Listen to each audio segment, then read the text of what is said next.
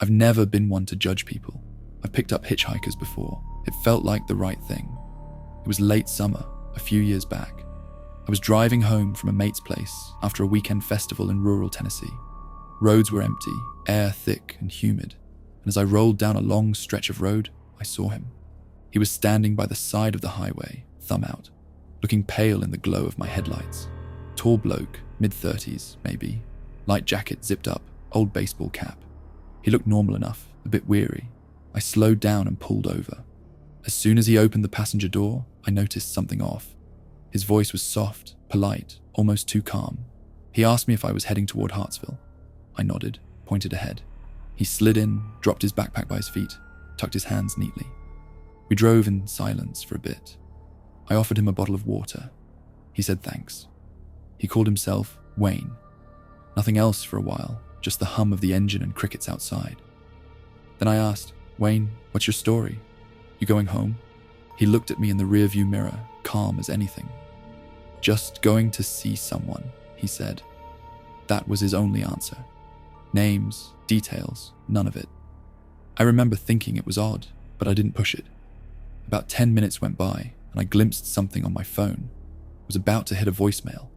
As I reached down to dismiss it, I glanced up at Wayne. He was staring at me.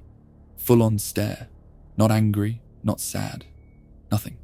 Just blank. I got chills. He wasn't nervous, just watching. I shrugged, turned the radio on. Some soft country song played. Wayne hummed to it, low-key, still calm, still watching me. Then he said something that stuck. Do you know what freedom smells like? I laughed, half tensed. Freedom? Sounds poetic. He stared back. It smells like red clay after rain. That didn't make sense. I was waiting for him to laugh, say he was messing with me. He just stared out the window, expressionless.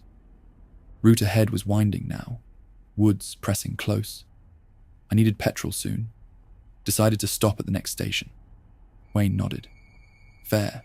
Didn't say much on the way. At the station, I paid. We both got out, topped up tires, grabbed a couple of cans. I left the door unlocked. I'd acted on trust. He came back with his drink. We got into the car. Then the radio buzzed with a local bulletin. Authorities are searching for 35-year-old Wayne Thomas, alleged to have stabbed a man to death last night in a rural cabin just off Highway 45.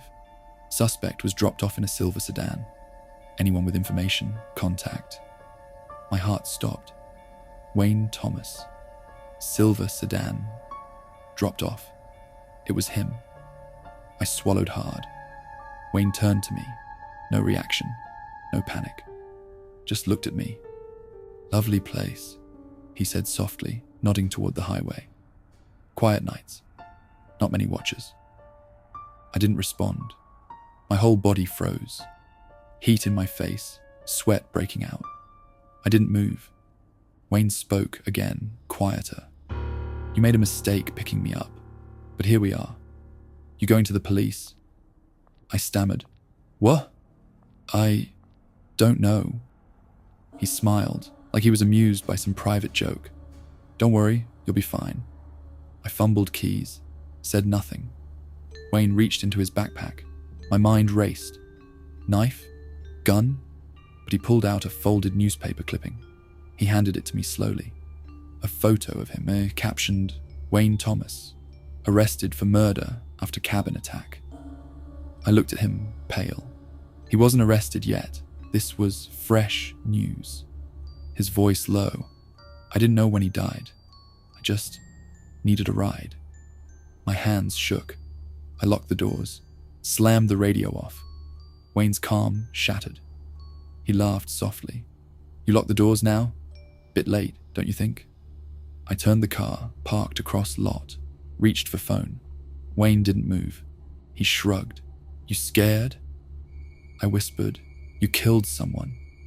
He's silent. Eyes, empty mask. Then he said, do you think God sweats? The words hit me like a punch. I dropped the phone. He twisted in his seat, opened the bottle and drank. I regained enough control to call the police, sounding frantic, giving plate number. Wayne turned, watching me, unblinking. In the background, sirens began. I saw blue lights around the corner. Wayne put his bottle down, stood slowly, hands in pockets. He said nothing. He stepped out. As he walked away, he turned and said, "Thanks for the ride." The station erupted with lights and uniforms. I stayed inside the car, shaking. They arrested him. No resistance, just calm, polite. I couldn't say a word. Paramedic took my statement while I sat there, drained. Next day's headlines. Local man gives ride to murder suspect, hero or reckless. Suspect confesses in custody. Turns out Wayne had stabbed a man in the lungs at some rundown cabin. Killed him for some petty argument. He'd been dumping bodies along Highway 45 for months. No one had connected the dots until they found the cabin. I kept replaying every moment. His calm voice, his cryptic remarks, the stare, the question about freedom smelling. Everything felt like part of his game. They released me without charge, said I was just a witness. I never hitchhiked again. I never stopped again. I keep my doors locked. Always. Even at home. Sometimes, late at night, I imagine he's still out there, watching roads, looking for the next ride. And I wonder, did I give him the last normal thing he'd have before he turned complete monster?